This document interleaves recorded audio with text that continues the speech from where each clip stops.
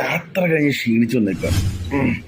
മസന്നഗുഡി വഴി എന്നിട്ട് ഊട്ടിയിലേക്ക് പോകുന്ന വോയിസ് ചെയ്ത ഈ പുള്ളിയാണ് ഈ അവിടെ മൊത്തം ബ്ലോക്ക് മൊത്തം പ്രശ്നം ഉണ്ടാക്കിയത്. അങ്ങനെ കുഴപ്പമില്ല, സംഭവം പുള്ളിയാണ്.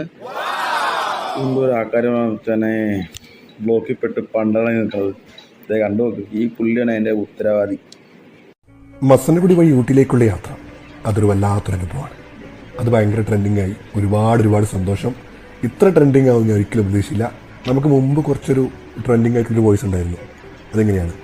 വഴിയറിയാത്ത ഇടങ്ങളിലേക്ക് യാത്ര പോകണം, പേരറിയാത്തവരെ നോക്കി പുഞ്ചിരിക്കണം, രുചിയറിയാത്ത ഭക്ഷണം വാങ്ങിക്കഴിക്കണം, കേട്ടറിഞ്ഞതും കേൾക്കാത്തതും കണ്ടറിയണം.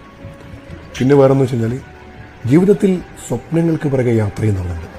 അവരാണ് യഥാർത്ഥത്തിൽ സഞ്ചാരികൾ.